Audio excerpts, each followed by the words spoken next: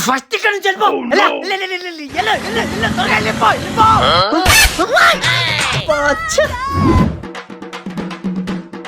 రే మొన్న మిగిలిపోయిన సగం కింద వాటర్ బాటిల్ తెచ్చావా? అమ్మాడి అమ్మ, బయటిది తాగుదాం. ఆ బాటిల్ ఇంట్లోనే మర్చిపోయారా? దొబ్బెట్టాడు.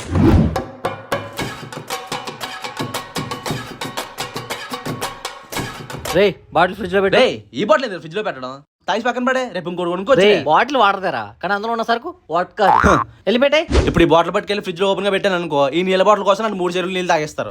అవసరమా? రే మన మిడిల్ క్లాస్ ఫ్రిడ్జ్ లో మనోళ్ళు పెట్టే సరుకులో మనం పెట్టే సరుకు కలవడం పెద్ద కష్టమేం కాదు. వెళ్ళి పెట్టే చెప్తా. అది కరెక్ట్ అనుకో. సరే పెడతానే. జాగ్రత్త రోయ్, మరీ కప్పేస్తే పురావస్తు తవ్వకాలు వచ్చినా దొరకదు. అసలే మంది మిడిల్ క్లాస్ ఫ్రిడ్జ్. జాగ్రత్త. ఇప్పుడు ఎలా మర్చిపోయాం?